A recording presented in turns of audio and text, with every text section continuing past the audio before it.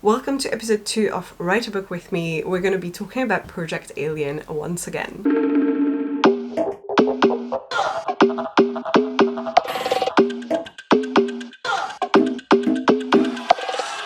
So I started doing the brainstorming and the beginning of the outline and some basic character sheets and a couple of sheets as well in world building last time in episode 1, which was when I was in Brussels and was doing a mini solo writing retreat where I started working on Project Alien.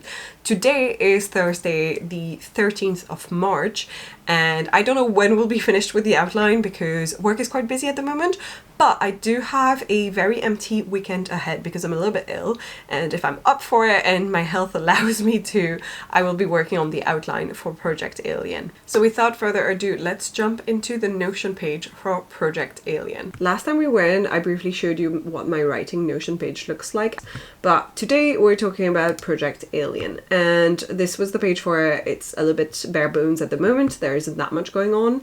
We started with some unfiltered thoughts, and this one is a little bit different because I've decided to share as much as possible really about the project while I'm working on it. So you're getting all the behind the scenes, all of the little details and everything that goes through in my head. I initially thought I wanted Themis to maybe bring with her some sort of bomb, some sort of explosive device that would get rid of the space station. So I'm thinking maybe the plan involves some scientific thing.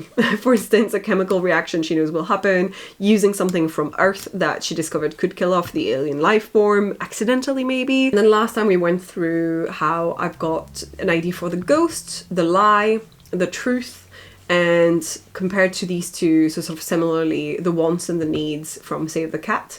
And then a double column thing full of what happens before the book starts, which I'm not entirely sure I'm going to keep that way because I kind of need one of these events to be my opening image. So potentially Themis receiving the anonymous picture retrieved by Vortex showing the old crew walking around. It could be the catalyst or the inciting incident. But I'm thinking this here could be what is actually happening at the beginning. I'm gonna do some thinking and then I will get back to you when I have more ideas.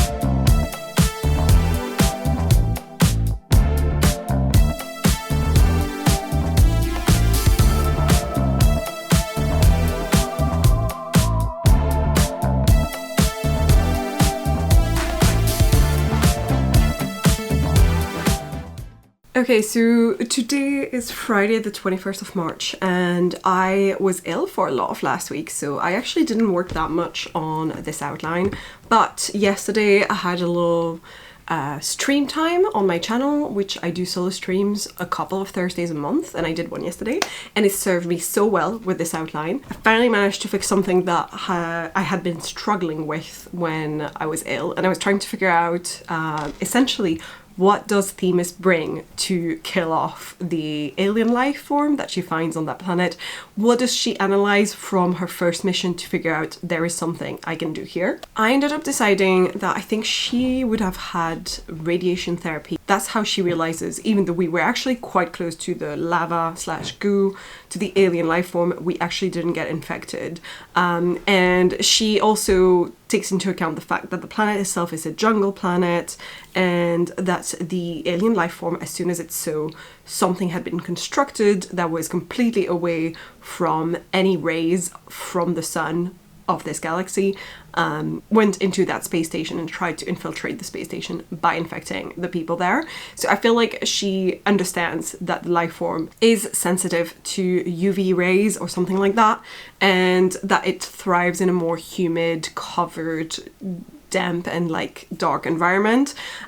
So from knowing that, I created in my world building section a new section called weapons, and this was where I initially was like, does she bring something that already exists for us? Like I found like this weapon called HEL, which is for high energy laser, but it just didn't really fit, and I wasn't entirely sure. And obviously I am not a scientist, so I'm trying to figure out what the science behind things could be for a potential weapon in the future. So I ended up figuring out that she brings with her an artillery of different types of weapons that can kind of function to hopefully get rid of this life form or kill it.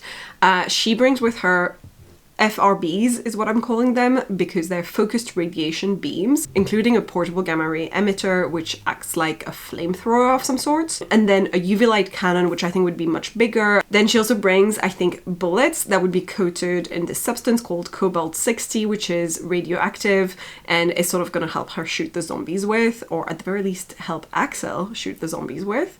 And then as a last resort, I also think she would bring a dirty bomb that I think she would have made by combining classic explosives with radioactive material. But there's a higher risk of killing herself, killing her crew, and destroying the habitat of the space station Ambrosia Alpha. So that was sort of the weapons that I figured out, and that was the harder part for me. I took a while to figure out what I wanted to do because I needed to do a little bit more research. And then I started working from Act 1 again to sort of fill in the blanks that I had, because I had some elements of my outline, but I didn't have everything filled in. And I knew that I needed to figure out what my opening image was going to be. So I ended up going with this. I think Themis would be piloting some sort of space shuttle in the middle of mission. So I wanted to be in media res, I wanted to be in the middle of action, but I don't want it to be the action that is going to be what matters in this book, which is the second mission, right? So I think she would be on a mission as a freelancer, because she's working as a freelancer, and she's helping retrieve 2 space explorers. They perhaps fly off and fly above a dead body, which is the 3rd member of the expedition that was with them on the planet where she went to retrieve them, and would be, I think, their security consultant. I think they would try and beg her to go back for something that was the initial reason they went to this planet, potentially another type of substance, some chemical, some rocks, or some type of treasure. And she basically types out something on her computer, comes back with a new contract saying, here's the new risks because you let your security consultant die and didn't listen to the advice that I gave you initially. So there's 50% more risk now. So I asked for 50% more pay. But I think I wanted to show that she obviously knows they won't have the means to pay her this much. They will refuse to do it. And obviously this is more to make a point and to say, like, I'm not going to do that. And here's why, because you upped the risks and that's not in my contract anymore, rather than to show that she would actually do it for the money. I don't think she's trying to show, oh, she's a money grabber type of person, but more that she has her own standards of what is acceptable in terms of risks and what isn't. And then we would get into the setup scenes. And this is where I've typed down some ideas. And I think I'm being massively influenced by one of my favorite movies of all times, which is The Fifth Element. And I really love the beginning when he's ordering food from a Chinese takeaway. And it's like a little van type of takeaway thing that stops at his window and he's eating with the guy and then the guy flies off. I want to do something really similar to that, perhaps with Thai food, because I do love Thai takeaway. And I think also she would have a relationship of some sort, like a chatting relationship continuously with the owner of the shop, and I'm seeing her as like potentially like a woman in her mid-50s or something that has a lot of opinions about my main character's love life or something. And I'm picturing maybe the first time they met, it was right after the first mission, and Themis was playing around with potentially a ring that potentially her boyfriend at the time had given her, so he was going to be her fiance. And I've decided on a name, by the way. I'm going to call him Carson. So Carson would have given her a ring and they would have been officially engaged, but then everything happened. She went back to Earth too. And I think she got rid of the ring immediately as she ordered the takeaway and gave the woman the ring and said, do whatever you want with it, pawn it, do whatever, I don't want this anymore, it's cursed.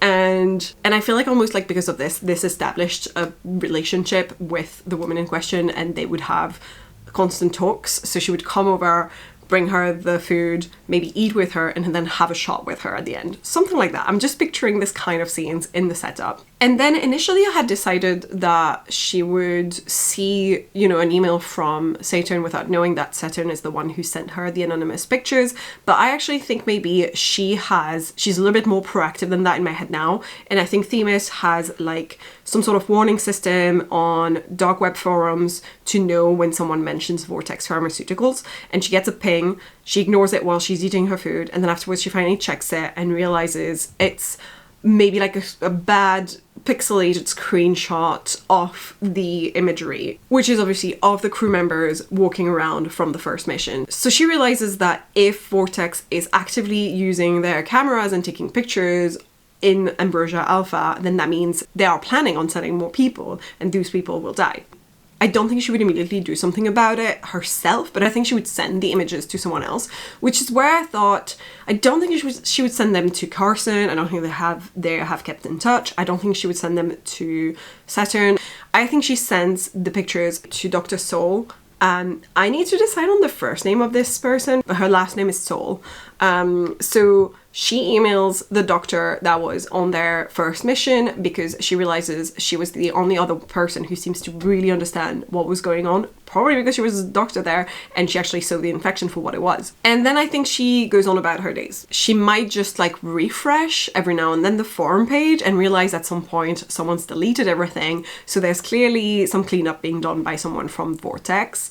But then a couple days later, that's probably when she gets an anonymous email with the exact same images, but they're in a body of the email with a CV attached and some hiring recommendations for some crew members. So she realizes that email was actually sent by someone from Vortex to someone else from Vortex, and that the person they're trying to hire is basically her replacement, someone who would be a space exploration consultant like she is, but a guy that she knows would be really corrupt or really shit at it, or just she wouldn't trust with her team and wouldn't trust him to actually keep them safe because he'd be just in Vortex pockets and all he would want to do is get Infinix, wouldn't actually care about the people, right? So I feel like that's when she makes the decision of, I have to go and do this, because if I don't, their death will be on her. Then I don't actually have anything really for my Act 2B apart from that one passage about, you know, the zombies are interconnected in my bad guys close-in scenes.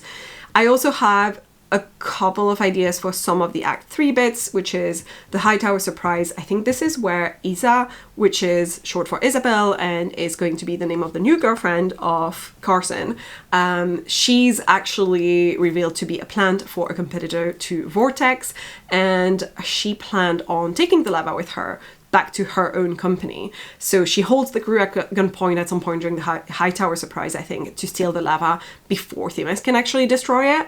And then I don't know exactly how I solve this, but I also know that in the Execute the New plan, they might have needed to use the dirty bomb on their ship or something. They end up having to take the ship that Isa had taken with her secretly, like someone brought it for her or autopiloted it for her or something, for her to leave the rest of the crew and abandon them on their own trip. So I think that was her plan all along, to have this secondary ship parked somewhere nearby.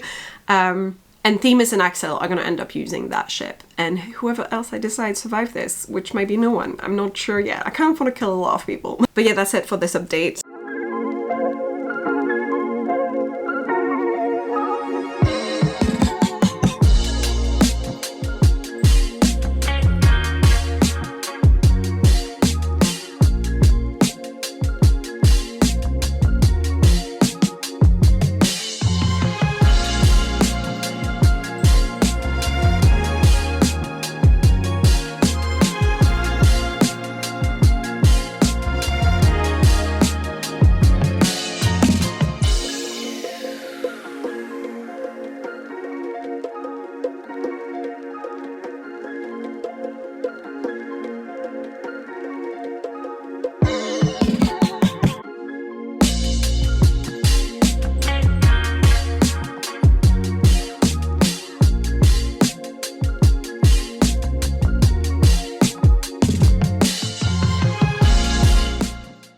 today's Monday the 24th of March and I went away for the weekend. We went to a dog-friendly hotel. I'll probably have queued up some b-roll, and today I took the day off from work to sort of relax after the weekend away and just went on a little walk into town. Mostly bought some things from Boots. I stopped by Gale's and got myself some shortbread cookies. And I got 2 new Bioma products because I've been really loving the brand. And everyone's been talking about this one. So I'm gonna try it, which is a different serum than what I have. This is the Phytomucin Glow Serum and everyone's been raving about it. So it was funny because I expected it almost to not be in stock, and it was in stock. It was there. And then I wanted some new SPF protection, so I just bought this one, which is their ultralight face fluid SPF 30 with hyaluronic acid and astaxanthin. I think I'm pronouncing that right. Anyway, mini haul. But on my way back, I was listening to music, enjoying the weather because it's actually quite nice outside, and just thinking about things, which is when I sometimes get writing ideas, and that's perfect because I'm currently obviously in the process of outlining, building up the world and the characters and everything. I had a sudden illumination moment about Themis, my main character. I think again Themis will have been the one to have hired Axel for the job, but no one really knows that it's her, and she sort of keeps it a secret because she wants people to think it's the company that hired him, or like she's convinced them to hire him, but she's the one who went through the process herself and did it, and just like justified on paperwork, we need a security consultant anyway. But I think that she's planned a lot more than what I initially thought, and she's a lot more calculating, which makes perfect sense. She's a numbers girly. She's all about the risks calculated, and I think again this idea of the opening image that I've got for her saying like, well, the risks have risen by 50%, so you owe me 50% more salary if you want me to continue on this job, to these other people that she's been hired by, is, without me realizing, very representative of who she is as a character, and I'm sort of realizing the character's writing itself.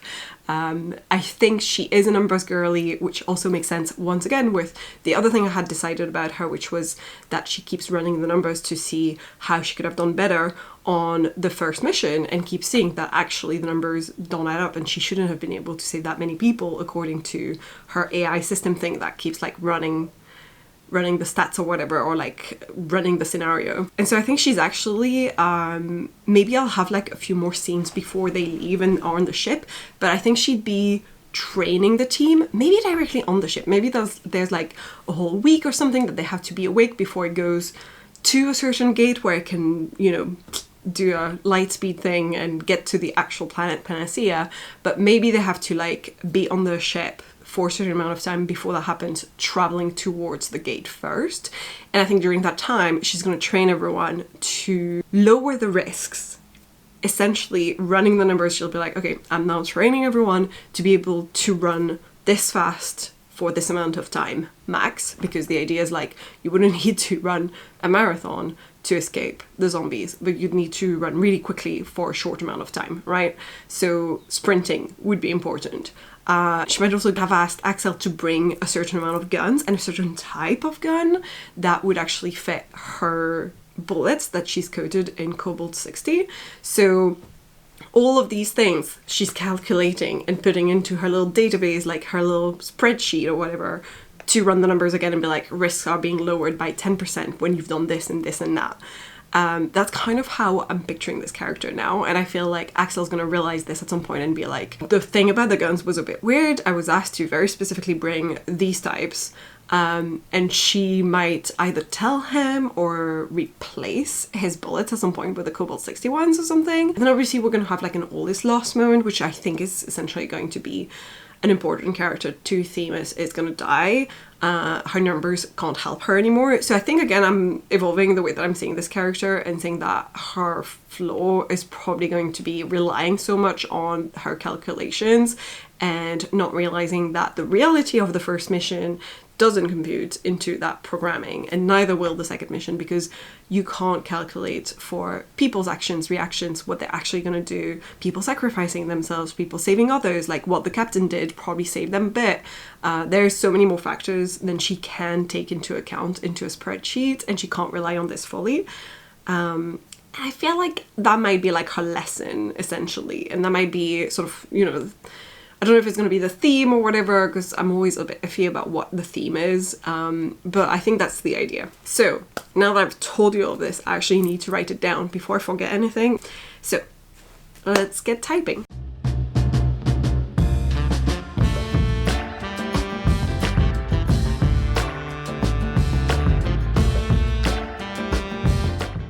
Mini update. Today is Wednesday the 26th of March, and yesterday I did a walk after work and I had my music on and I walked quite a little bit, and I was like, oh, I'm getting a tiny bit more ideas based on what I've already said about themis, and so I typed it directly into my Notion on my phone while I was walking. So I made 2 notes, which I need to correct the spelling of, because when I type while walking it's not the best. The first one was that she calls her AI the thing that she keeps running her prognostics in, and all that. She gives her the name of Lovelace, like Ada Lovelace. I thought of that because I went over the weekend to this beautiful countryside hotel, and it has like a manor area where we were sleeping in, and in the manor it said Ada Lovelace lived here, and she is the first lady of computing, of course, of computer programming. So I thought this would be brilliant. I was thinking this goes even more hand in hand with what I had just realized, which is that she doesn't have real friends, and I think she considers Lovelace like her friend, sort of like Jarvis in Iron Man, I guess. That's kind of what I'm picturing in my head, some sort of entity like that. I need to decide a little bit more on whether it is sentient or not. I haven't made that decision yet because I'm not fully decided on a few of the technological things, just in terms of how far advanced humanity is. Obviously enough that they can travel through space, and enough that there will be some sort of speed light thing going on. But am I putting it in the same universe as Space Princess, where I have worked out the gates and everything that they used?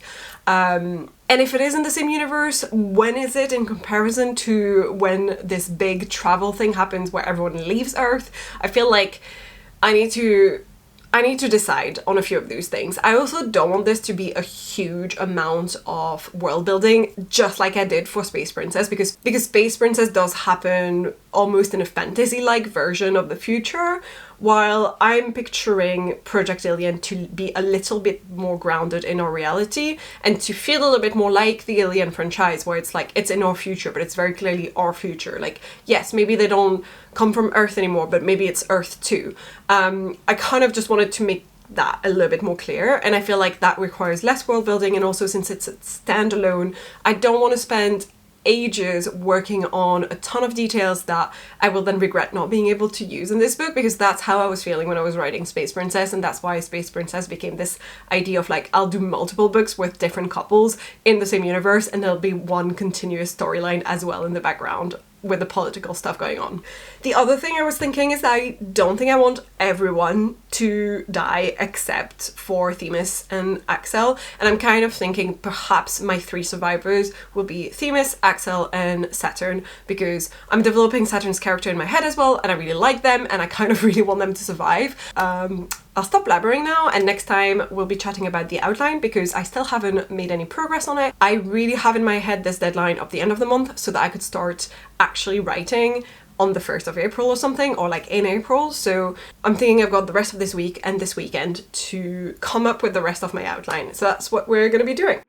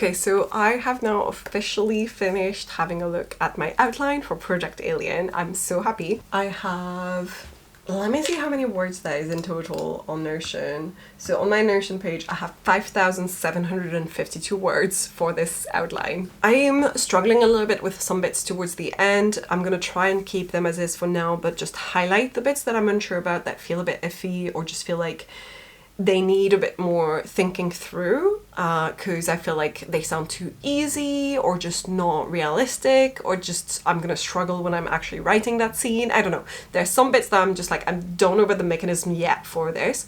I'm also gonna reread myself and just have a look at where I've written things after, for like scenes after, but I wrote them before certain moments, and so I don't know whether I need to integrate anything. So we've already mostly gone through Act 1. I did add something about the theme. Valaya is the one who's gonna state the theme to Themis, and since we've done all the work together, my theme has changed, and before it was like how, you know, sometimes it's necessary to destroy something to save people, but actually I decided based on Themis' character that she was gonna be such a numbers girly who relies so much on numbers, spreadsheets, risks, etc., that she doesn't see people as potential relationships, and that's her big problem. So I think there's a moment where Themis gets the ping on her monitored forums, that's going to essentially be the pictures that she's going to see of the crew still supposedly alive. And I think she doesn't check it yet, and Valaya asks why she's not checking what it is, that it might be important, which is such a callback and an homage to The Fifth Element, which is one of my favorite sci-fi movies, because literally the same thing happened. So I might have to change the scene slightly, but at the moment I want to do the homage, and then maybe in a second draft or whatever I'll change. But for now, I'm going to keep it in. So, says it might be important, but instead of checking it, which, to be fair, Bruce Willis does check the message and realizes the message is about him being fired, but in this case, Valaya says it might be important. Themis says it's not important, maybe it's just a friend, it's fine. And Val answers, you don't have any friends, you have Lovelace and you have me. Take the amulet, you don't need to believe in magic to reap its benefits. And I feel like that's going to be sort of the theme about how there's like that magic in human connections and the human factor that you can't take into account in your numbers and your spreadsheets. So that's what she needs to learn.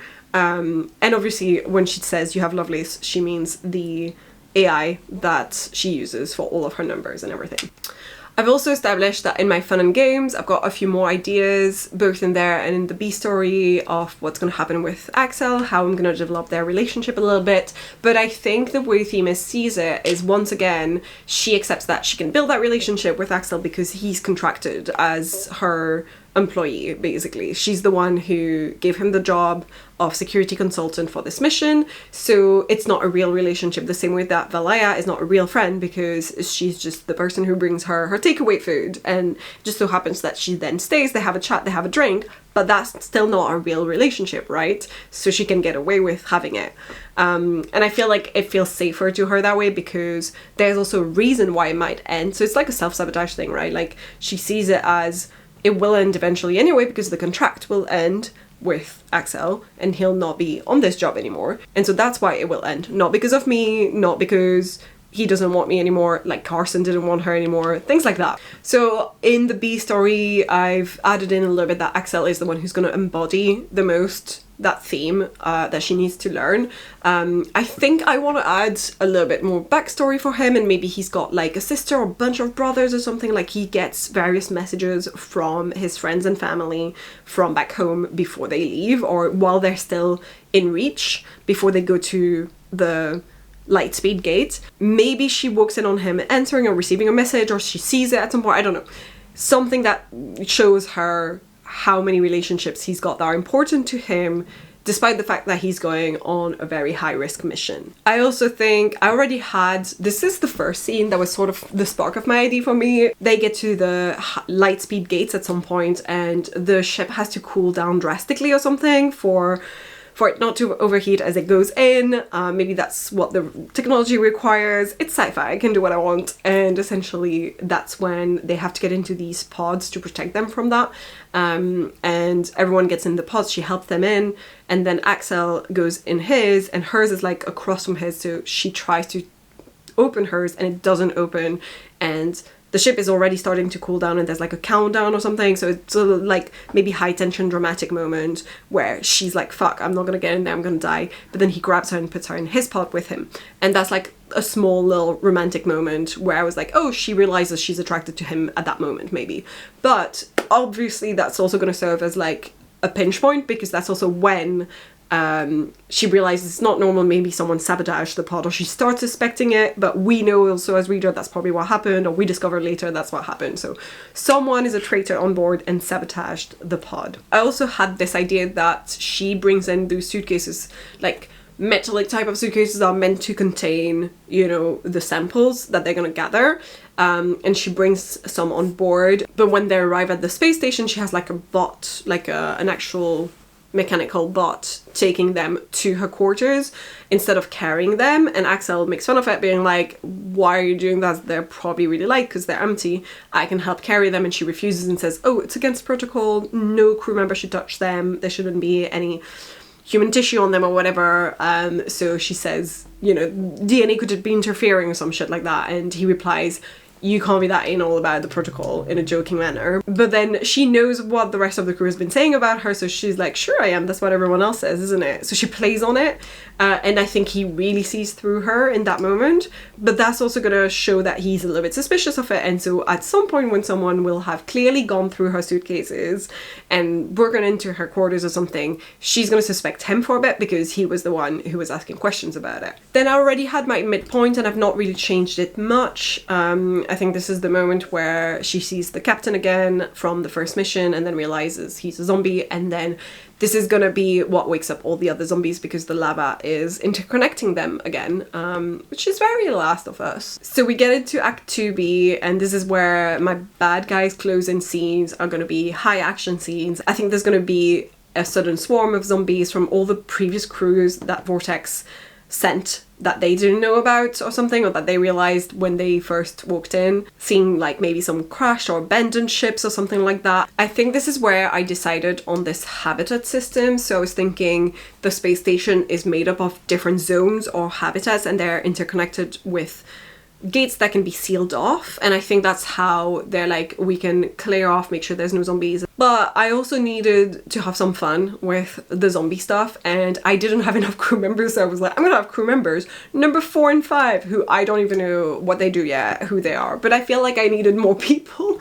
because I'd quite like to have the horrors starting at some point and not be one of the main characters I've decided on, or the bad guys, or even Carson, because I feel like that's a bit dramatic immediately. So I think we're gonna have crew members 4 and 5 get eaten on camera and the rest of the crew seeing it happen, so that they finally understand the gravity of what's going on and the reality of it, and that Themis wasn't lying. Then I also think this is where they go to her quarters to find the weapons she's packed with her and to find the UV light cannon that she's got. That would be the big weapon. But when she opens it, it's been damaged beyond repair, and she realizes the other suitcases have been opened or tampered with, and at first she immediately maybe accuses Axel of it because he was suspicious of the lightness of the suitcases early on, but then realized it makes no sense. But I think she would have kept a lot of other things separated, like taken them out of the suitcases, like the bullets, the other portable ray guns, maybe the dirty bombs / grenades. Those would be intact. It's just like the big one that would have been broken. And Axel asks why she's packed an entire artillery. And I think this is where she tells him everything and starts to trust him. Then I think there could be a moment where our saboteur sabotages something else, which would be the opening between one habitat and another, and it's endangering the crew and zombies swarm in or something. I think Dr. Soul, who's the other character who's had radiation therapy, survives an attack and comes to warn the rest of the crew. And I also think she's been bitten, but obviously isn't turning, and the rest of the crew doesn't really realize that means she's gonna be fine because they don't understand this radiation thing. So maybe Themis, seeing their reaction, hides her own bite. But she shares like the theory with them. Even though she knows there's a traitor in their group, a saboteur, she gives everyone the weapons to defend themselves because she doesn't want people to die anyway. Then I get to my all is lost point. I think this is gonna be when Saturn gets separated from the rest and is presumed dead. And I was trying to, again, find an idea of how that would happen, all of the steps that go from they're together to they're separated. And again, I'm a little bit iffy about it. I feel like I'm not entirely sure this would work. I need to write it to know if it does work, because it feels convoluted as a way to make it happen. I would like for it to have a ladder thing, which is where it happens, where maybe a zombie grabs Saturn's ankle or something. And I think this is going to be a dramatic scene where Themis tries to go after them, but is instead dragged away by Axel because he doesn't want Themis to die, and she's screaming and kicking, etc. And then I think she goes catatonic. That's sort of how I'm seeing it. So Themis blames herself, they escape, and Axel basically has to like drag her, carry her, or help her or something to go hide. And I think this is where I want like a gentle "I'm patching you up" scene. I think it's just the bite that still hasn't been treated. So maybe Axel patches up the bite gently. He checks for other injuries as she's catatonic. And Dark Knight Epiphany happens as he finds the amulet that was given to Valaya and asks what that's for. He's like basically talking to himself at that point and trying to hold a conversation with someone who's not answering, and just being completely catatonic. And I think when he finds the amulet, it wakes her up a bit. She remembers her conversations with Valaya, seeing Valaya as a friend. It's like a turning point for her where she finally thinks of the relationships she's been avoiding as actual relationships. And I think maybe this is where, on a hunch, she decides to kiss him, because it's almost like that moment of like, I'm alive, you know, I'm fucking alive and these people are alive. Then we get into a break into 3 scenes, and I think I'm seeing this as the moment where Themis is finally gonna turn off Lovelace. And I'm thinking maybe Saturn has been really listening on the lessons and actually got like one of the dirty grenades with them and is the one setting off an explosion somewhere. Themis uses the Habitats maps to locate the origin of the explosion. Axel thinks, oh, this must be the crew, but she thinks it could be Saturn and Saturn is still alive. And lets herself hope for this, because this is the moment where she's got a bit more hope again. And Lovelace has been telling her that the probability that Saturn is still alive are like really close to 0%, but she decides to turn off Lovelace and trust her own gut instincts and be like, Saturn is still alive. So the original plan that Themis is going to have is very simple. Trust her instincts. Know that she thinks Isa is the one who is the traitor. And I'm thinking she realizes this because she trusts herself and her own feelings. And she realizes she's been worried this whole time, that she was jealous of Isa because she's with Carson now. But maybe she realizes she has no feelings left for Carson and she wouldn't want to be with someone who abandoned her that way. So because she's worth those connections, right? She doesn't actually deserve to be left. So that's probably when she realizes her weird feelings, worried and not fully trusting feelings towards Isa have nothing to do with how she feels about Carson. Hence, maybe her gut is trying to tell her something else. Maybe she encountered Isa if she was interviewed by one of the competitors to Vortex and realizes she works for this competitor, and maybe she saw her in a hallway when she was being interviewed or something. She's telling Axel this. They run back towards the ship, expecting to see the crew. And I think the Gather team, when it happens, she sees that Dr. Soul has been killed and that someone shot Dr. Soul like point blank. Clearly in the head, it was a clean shot. There's no other injuries, it's literally just that one. So it tells her it's been an execution. They get to the team. Themis says she still thinks Saturn is alive and they're not leaving anyone behind. Because also that's been the accusation this entire time, that she left the first crew behind in the first mission. So she plays on that to convince them to let her retrieve Saturn. And to her surprise, Isa says she'll come with her and Axel to retrieve Saturn. But Carson has to stay there. He's the pilot. He's got to get the shuttle ready or something. Then they execute the plan, which is using the shuttle's access to like the station's cameras and controls to find like a clear path to get to Saturn. They just aim for where they last left Saturn and where they could potentially be hiding, in which like habitat, in which rooms. Maybe there's several potential ones. So they decide to go that way. While Themis is checking, maybe she finally spots like a yellow jacket or something in like a corner in a camera view tells her this is where Saturn is. Can't tell if Saturn is alive or dead or something like that, like it's just a jacket. But they're blocked by a pathway that would be filled with zombies in some area. I think the high tower surprise is obviously that Isa is the traitor, but also that she set on some devices that will, I think, maybe break the mechanism of a doorway between the habitats. And I think because she's put these devices somewhere, she actually activates one to open one of the doors and zombies break into the space they're walking in. It creates confusion. They attack. Axel kills one, but he's swarmed by two more, so he has to retreat, and it splits the group in two, and it allows Isa to take Themis with her and run off in another direction. I think Themis tries to fight her off, obviously, but Isa points her gun at her and basically says, I'll kill you the same way I did Dr. Soul. She's gonna have a mini villain monologue where she admits to everything and that she's been wanting to kill off Themis because she knows Themis is trying to not bring back any lava and destroy it completely. We get confirmation that Isa is the one who broke into Themis's room and destroyed the UV light, and I think I'll reestablish here maybe, or make sure that it's clear that she used that same mechanism breaking thing.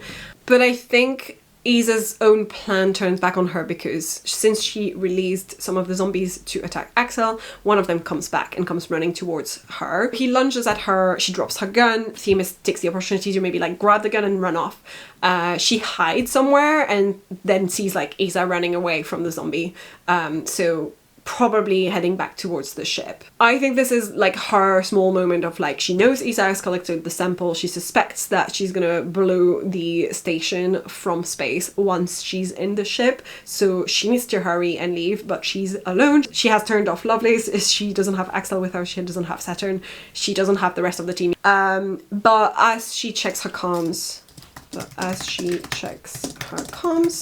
she sees the captain's log from when she fought him off earlier. At the time she managed to grab his comms, his like wrist tablet thingy, and she finds his log. And the last entry was him saying that he thinks she's capable of surviving compared to him and to saving the rest of the crew compared to him. So I feel like this was something I established before, but I think this is where the message sort of reminds her what she's capable of and that she is doing this for a good reason, which is to save those people that she actually craves the human connection with, the one she's been avoiding this whole time. She would find maybe the device that allowed Isa to break the mechanism of the doors, fall on the ground where she dropped the gun as well. Axel comes back to her running, they have a mini reunion, and then they use the device, so they probably go back in the direction of where Saturn is, use the device to free the zombies from the zone they're in and make them go somewhere else. Maybe Axel like sets up a remote explosion of some sort. They run in, manage to save Saturn, who's maybe like bleeding, half dead, but still alive. Just not dead, not infected. Maybe Saturn says they stayed alive because they used all the training things that Themis tried to make them do at the beginning on the ship. And then this is where we get to like sort of our ending. So I've decided here that maybe Themis is going to let the shuttle leave where Isa and Carson are because she doesn't bother going after Isa and lets her run away, and Axel is going to ask why, and she turns on Lovelace again and says probability that Isa didn't get infected when she spent so much time gathering samples behind their backs. They're so low, there's no need to stop them. The infection has to start from somewhere, not just from a zombie bite. She checks like the probabilities, the numbers that Lovelace gives her and says they now have a 0.01% chance of making it out alive. Had planned to use to leave the crew behind for her to split up and bring back samples to her employer, either with her on board or without. Something along those lines. So yeah, that would help if she realized the ship is still there and they managed to use it to escape Panacea. So my final image would then be they put Saturn in a healing machine, a pod. Saturn has to be like in a coma to heal or something. I haven't decided what kind of device technology is being used for this. Their body gets repaired as the ship is like flying off towards the gates that they need to take to travel back. I think they get a distress call from the other ship that is still in orbit, and they hesitate, but Ultimately, Themis says they need the recording for Vortex to finally stop their activities. And so she answers, and all they get is the audio feed from the old ship where Isa has clearly turned. So Themis was right, and Carson gets killed by her. So I feel like I want like a satisfying ending where the bad guys, the villains, the people we don't like die. And then maybe Themis marks the ship as like a danger zone or something like that. Some sort of tagging system that clears it from the danger of people going into the ship and finding the zombie, Isa, and Carson, probably a zombie as well. Then they go on their journey to the Lightspeed Gate coordinates. And I think right before they go in the pod for the journey, like they did on the way in, I think Axel's gonna ask Themis where she lives on Earth too, so that they can go on a date when they get out of there, which I think would be just like a cutesy thing.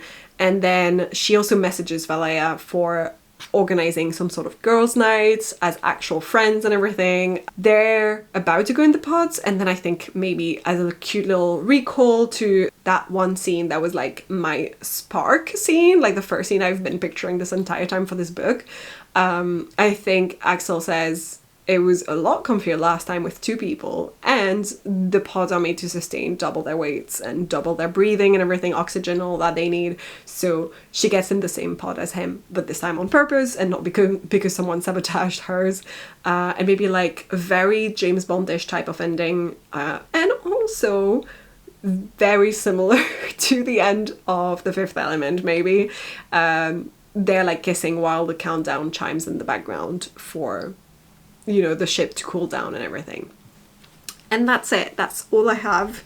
And that's the end of that outline. That's it for this vlog, because I wanted this vlog to just be the outline. I might fix a couple of things. I have so much footage from vlogging this part that I'm going to struggle to edit it down. So I'm going to stop here, and anything I fix in post, you don't need to see. But yes, I am feeling pretty much ready to start writing. If you enjoyed me being fully transparent about this book and want to see a continuation of that, please leave a like on this video. It helps me know that you enjoy it. Leave a comment down below. I always try to respond to those.